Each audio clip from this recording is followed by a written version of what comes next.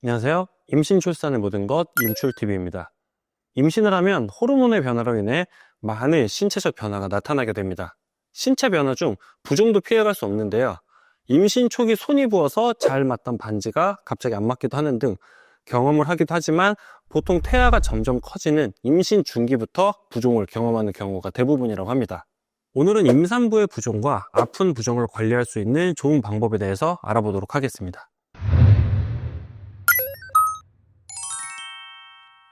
임산부가 임신 후반기에 들어서면서 얼굴이나 다리가 붓는 등 본격적인 부종 증상이 나타나게 됩니다.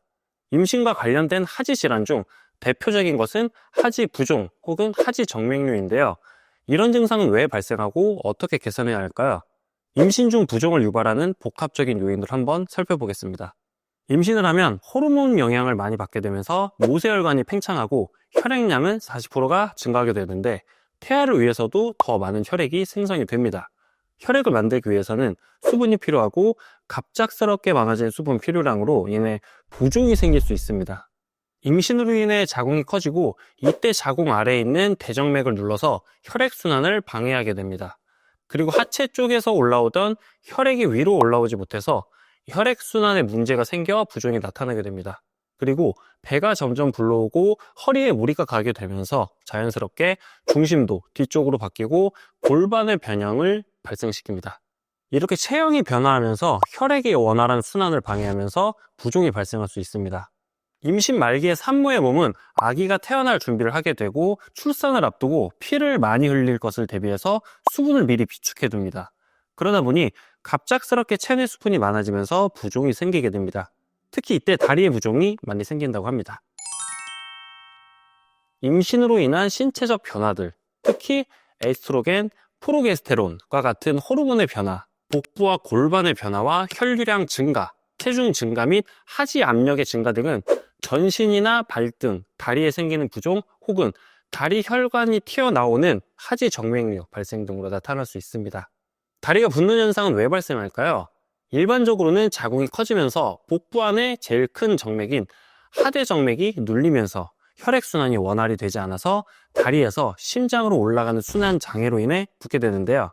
부종이 심하게 악화돼서 다리의 붓기가 다시 원래대로 돌아가지 않는다면 피부가 변색되거나 피부 궤양으로 진행될 수 있으며 혈관 역류가 심해지면 피하 조직이 염증을 일으키게 되고 경화가 진행될 수 있습니다.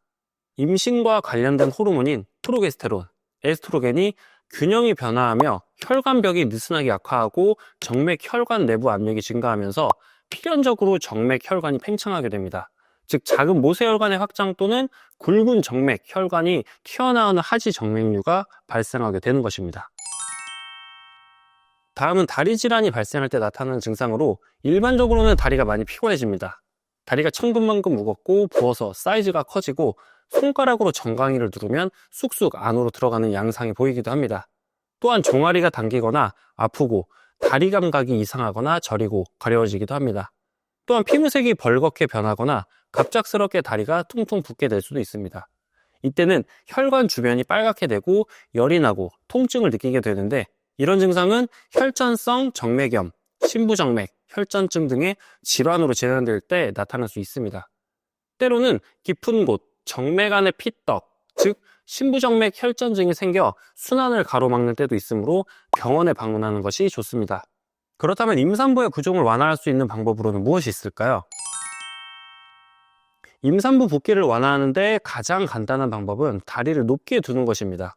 다리가 심장보다 높게 있으면 정맥 압을 낮춰 혈액순환이 원활해져 다리 부종을 완화해 줍니다. 오랜 시간 같은 자세를 유지하게 되면 혈액순환이 원활하지 못해 몸이 붓기 쉬워집니다. 장시간 앉아 있어야 하는 경우라면 1시간에 10분 정도는 가볍게 걸어주거나 발목과 발가락을 늘려주는 체조를 하고 장시간 서 있어야 하는 경우라면 다리를 번갈아가며 올렸다 내렸다 움직여 주시는 것이 좋습니다. 하루에 30분에서 1시간 정도 가벼운 산책 정도로 걸어주거나 하늘 자전거, 스트레칭 등 간단한 동작을 함으로써 임산부 붓기를 충분히 예방해 볼 수 있습니다. 따로 시간을 내기 어렵다면 앉아서 다리를 쭉 뻗고 발끝을 안쪽으로 당겨주는 스트레칭을 해주시는 것도 좋습니다. 발목을 이리저리 돌리는 것도 붓기 예방에 효과적입니다. 저염식 식단을 차리는 것이 좋습니다. 짜게 먹는 식습관은 부종을 유발하는 주요 원인인데요. 체내 나트륨 수치가 높아지면 많은 수분이 필요하게 되어 부종의 원인이 될 수 있으므로 콩과 채소, 생선, 단백질 등의 저염식 식단으로 식사를 하는 것이 좋습니다. 수분이 충분히 보충되면 부종이 악화되므로 물을 자주 마시지 말라는 정보가 있는데 그것은 잘못 알려진 정보입니다. 몸에 충분히 수분을 공급해 주어야 노폐물도 배출하고 신진대사에 도움을 줄 수 있기 때문에 물 섭취에 충분한 수분을 보충해 주시는 것이 좋습니다. 자기 전에 압박 스타킹을 착용하면 다리에 정체될 수 있는 혈액을 심장으로 원활하게 되돌려 주어 임산부 붓기를 완화하고 예방할 수 있습니다. 압박 스타킹을 선택할 때는 미용 용도로 나온 스타킹 대신 인증받은 의료용 압박 스타킹을 선택하는 것이 좋습니다. 임신 중에 옆으로 누워 자면 혈액순환이 잘 되고 혈액순환이 잘 되면 자궁으로 많은 혈액이 흘러 태아의 건강에 많은 도움이 됩니다. 또한 옆으로 누워 자는 습관은 요통 완화에도 도움이 되고 특히 임신 말기에는 왼쪽 옆으로 누울 수 있도록 계속 신경 써주시는 것이 좋습니다. 임신 부종 관리로 림프 마사지도 좋은 방법입니다. 림프는 근육의 움직임에 따라 펌프질하듯 흐르는데 임신을 하게 되면 이 흐름이 둔해지고 부종이 생기기 때문에 림프 마사지로 인해 임산부에게 강한 압 없이도 혈액순환이 원활하게 될 수 있다고 합니다. 마지막으로 족욕입니다. 발은 제2의 심장이라고 불릴 만큼 인체의 모든 기능과 연결이 되어 있습니다. 그래서 족욕은 임산부 부종에 매우 좋고 족욕뿐만 아니라 그 외 또 다른 곳에서도 효과적이라고 볼 수 있습니다. 그렇다면 족욕의 좋은 점들 한번 살펴볼까요?